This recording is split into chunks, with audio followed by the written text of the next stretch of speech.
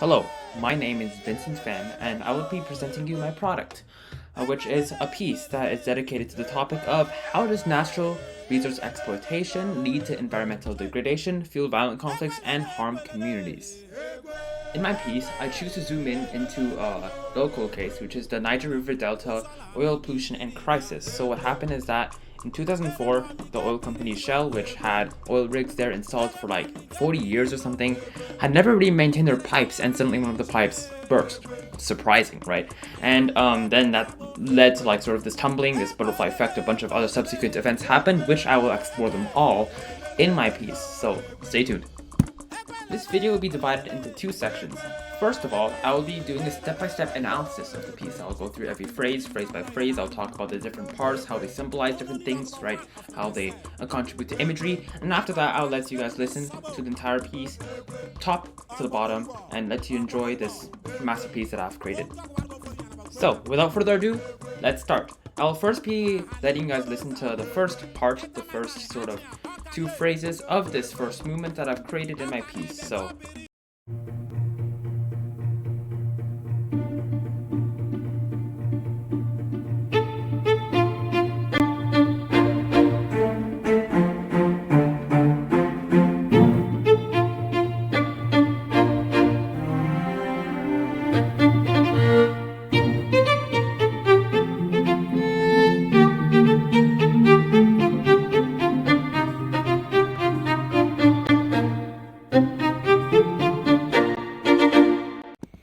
alright, now that you've heard the first two phrases of this first movement, let's get to analyzing.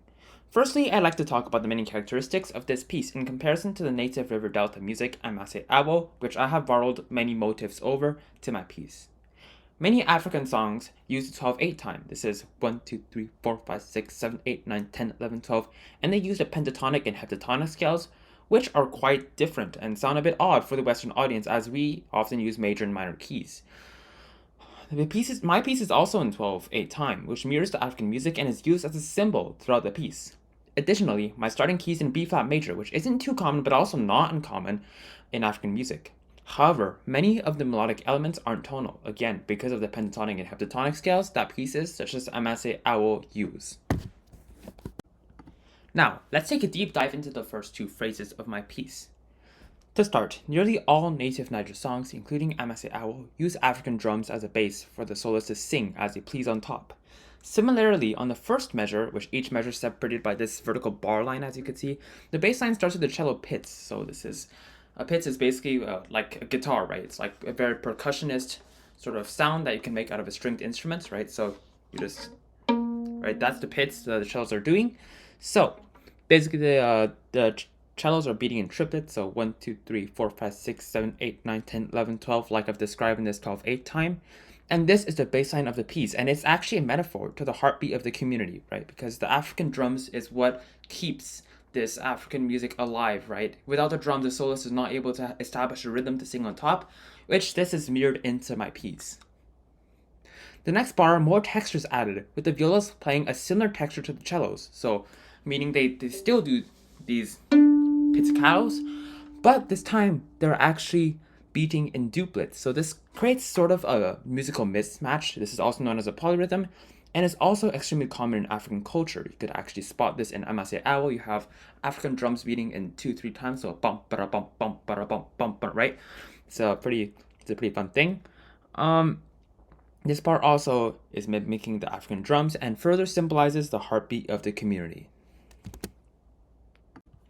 Additionally, the River Delta community is a community after all. They hang out a lot, they're characterized by their small markets and social behavior, unlike our doom-scrolling ridden society today. That was a joke. But in the third bar, here comes the singer, right? The motif is borrowed from the Amase Awo and is played by the solo violin in the top. This is a metaphor to the people hanging out. The sense of community is symbolized in the next measure as the cello plays a similar melody, bum bum bum bum bum bum bum bum, except this time it creates a musical dialogue, which symbolizes how different people are speaking to each other, which creates a sense of community. In the last four measures here, I do some melodic play on the theme. So this is just some similar rhythms, but different notes, right? It's just to reinforce the theme and also continue the symbolism of the African community with the solo line on top. At the end, there is a repeat sign. This repeat sign basically means that this whole section is repeated and it reinforces the theme. It essentially drills it in the listener's ear. This helps convey the main message of the damage of natural resource exploitation, as the listener will then be able to better spot the theme later on, how it has been distorted and covered by industrial works. Next, let's listen to the last part of this movement.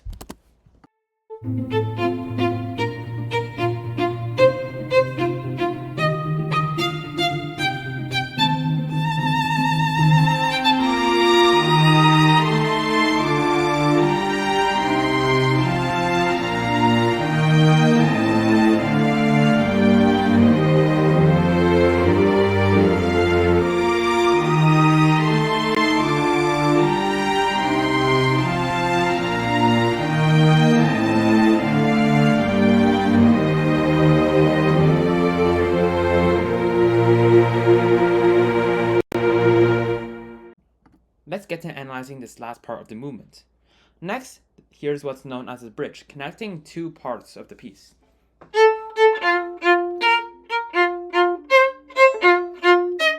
That part, right? This is a bridge. The top line plays a similar rhythm to the first phrase, while the cellos and the violas keep the heartbeat alive. This heartbeat being the pits, right? Bump, bump, bump, bump, bump, bump, and, which mimics the African drums. And again, it's a metaphor to the heartbeat of the community, and this will be talked about a lot later on. At measure 14, this section is made of long fleshed out notes with what you harmony nerds call a descending fifth sequence. This harmonic device makes sure that every chord goes together very, very nicely because it's going down the single fifths. I don't know, it's a lot of nerdy stuff, but basically this just goes together very nicely. It's very satisfying for the listeners, right? This lyrical section, this is very soothing, and it is a metaphor to the soothing ocean waves of the Niger River Delta, portrayed by the soothing feeling of a descending fifth sequence. It also portrays the main industries and activities of the river delta, with their thriving fishing markets and the recreational boating in the river. This movement finishes the satisfying tonic chord, ba da da ba. Right, this tonic chord is very satisfying to the listeners, and it is a metaphor to the great time that the community is having. So that was the end of the first movement, but here comes the exciting part. Here comes the cool part, right? Not so cool by the oil companies, but composition-wise, I think it's pretty cool. So take a look at this.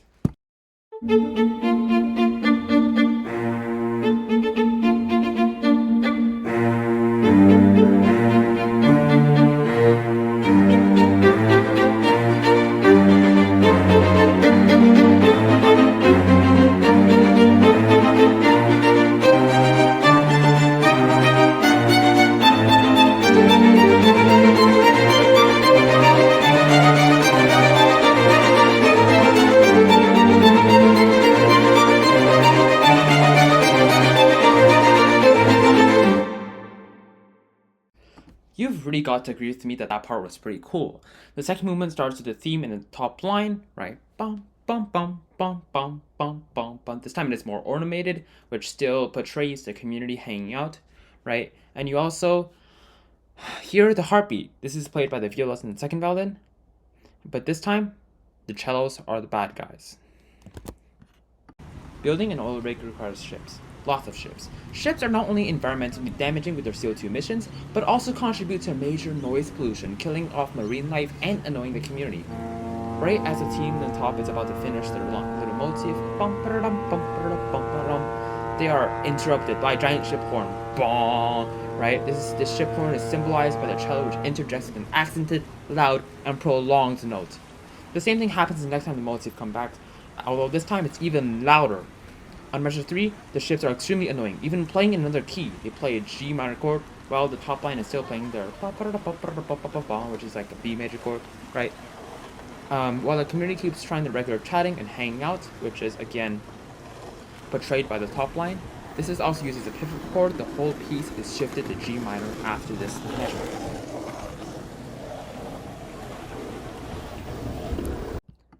In the next few measures, the big oil tankers and construction ships approach the community, symbolized by the cello line moving chromatically and stepwise, which is extremely menacing and scary. The violas and second violins, which were previously beating like African drums, which is the heartbeat of the community, have became frantic, using very quick and sharp note values as the ships approached. The community, obviously unaware of what's going on, tries to continue with their native music, as seen with the rhythm in the melodic line, which is extremely similar to what was seen in Amase Awo in the first movement. However, this theme is distorted. In a minor key, it rises way up, trying to escape this score, escape this hellhole that they're about to be plunged into, trying to escape this immense pollution created by ships approaching the river delta. This melody gets even more frantic later on, with the first violins having a winding line of 16 notes expressing the community's rising concern over the building of oil rigs against their will. That concludes this section, the second movement. Let's move on to the next one, where the construction of the oil rig happens.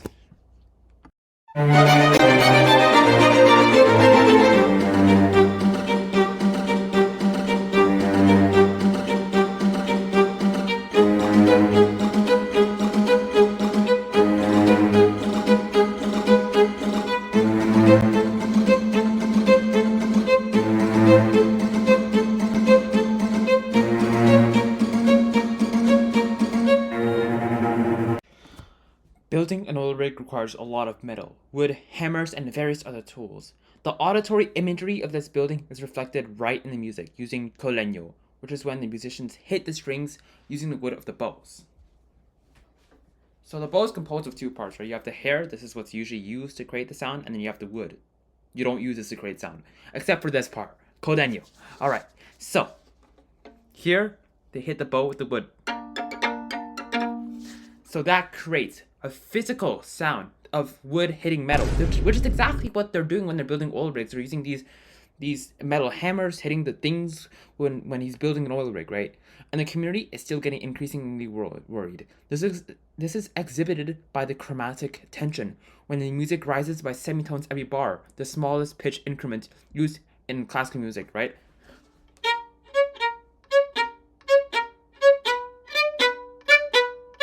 That's whirring, right? This creates an ease and a sense of tension, which is exactly what the community is sensing. The ship horns are also still present in the shell line, right? You have the bong, bong in every single measure. Let's listen to the next part of this piece.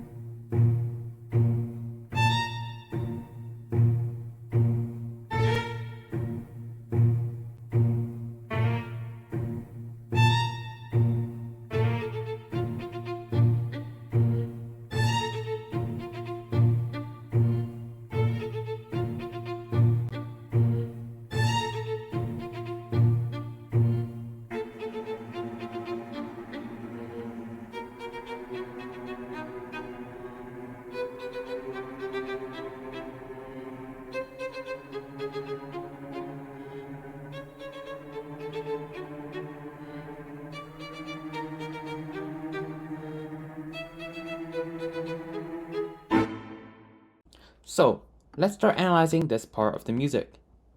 First of all, you have this tension. You have these tremolos building up, right? This tremolo is when you do this, basically. You have this building up in the background,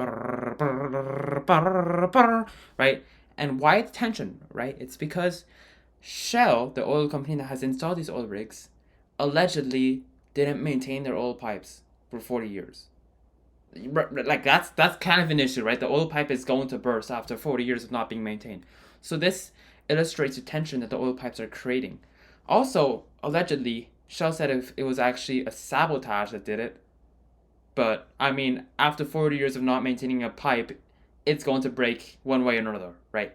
So this break is represented by Bartok pits. It's when you do, it's like a pizzicato, except instead of pitzing like this, right? You actually lift the string out this way and you drop it, and that makes it so it hits the fingerboard extremely hard, creates a snapping sound, which is exactly what we need for the imagery of a pipe breaking. This Bartok pits, like in like the whole orchestra, creates this sort of jump scare to the audience, right? It illustrates and it really reinforces the idea that this is terrible, right? It really shows them how terrible this oil company is, and it raises awareness about what has been done in the past. After the pipe breaks, the obvious happens. Oil leaks out of the water. This is portrayed as oil bubbling out with the cello pits. This time not representing the African community with the African drums and all that. No, this time it's representing oil. And then you have the other voices doing the occasional, right? This is also symbolizing the oil bubbling out of the water, but it's also symbolizing the death of marine life, right? All of the fishes are dying because of oil, which absolutely wrecks the complete industry of this community. Actually, everybody got plunged into poverty after this disastrous event, right? And Shell actually didn't close the oil pipe after it started leaking. Why? Because most of the oil still goes through the pipe. Most of the oil still gets sent through, and they're still making their good old money. Additionally, notice the theme being played in triple P, which is very, very soft in the soprano line. You can hear that soft theme playing. This means that most of the community is not aware of the disaster that's looming below them.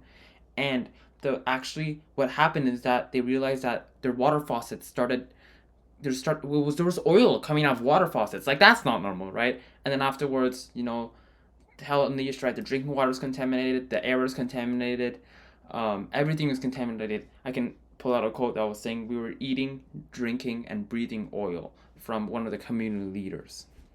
Additionally, the chromatism comes back. This creates tension, right? Because all of the oil flowing into this community, into this village, right, from underwater, it's just a ticking time bomb, right?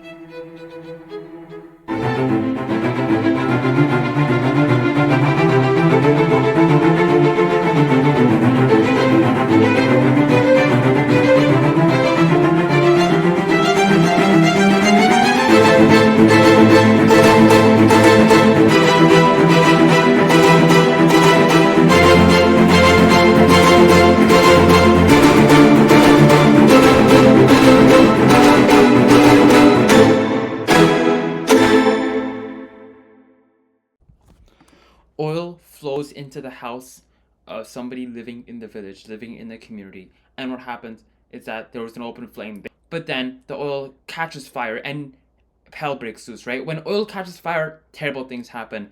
40 acres of mangrove forest burnt because of Shell, the oil company. They didn't want to close the pipes. They didn't want to do anything about this leak. They just let it go. And then there goes 40 acres of land. There goes the whole community. The whole community up in flames. Up next, right? This creates dialogue. You have the and you have this rich texture. The community is screaming, right? Alarms sounding. Everybody's asking, what do we do? What do we do? Our lives are ruined, right? Their whole house is burned down. Their whole industry destroyed. And what do people do? They revolt, right? Some people, they evacuated. The government said that they need to evacuate the area immediately. This is when we see that the theme is not existent. The theme is gone. The African community destroyed, right? People still hated the oil rigs and they wanted to do something. So the next section actually portrays many, many things. Now, you can see how you have this complex and disoriented, messed up rhythm. You have top voice, bottom voice, top voice, bottom voice. It makes absolutely no sense. Even the polyrhythm in the African music was better than this, right? This shows that this heartbeat of the community is absolutely destroyed and is covered by these industry works, by all of this destruction. Also notice the Bartok pits in the second violin, again with this sort of snapping sound, right? This is portraying the kidnappings and the sabotage of numerous other pipelines and employees that are working at the oil rig. This happened all because of this oil spill and many other oil spills around the country, and it is a very relevant topic that has happened for multiple years after this incident. The piece ends with 3 very definitive chords. Bum, bum, bum. Cut dry, right? Because this area is still deemed unlivable today. This community is absolutely destroyed. Going there feels like a historical museum of some sort of war zone, but no, it was the negligence of oil companies and governments. Now, what can we do legally about these oil companies? Well, a lot can be done.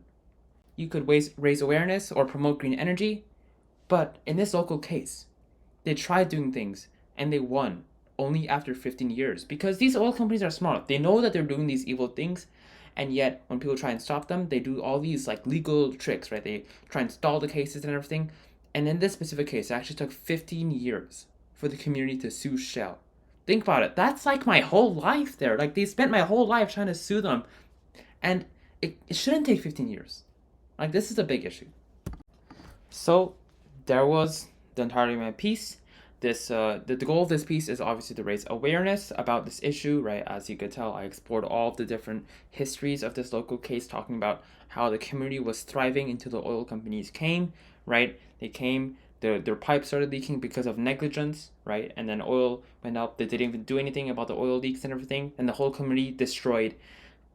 Irreversible destruction of the area and the biosphere of this area.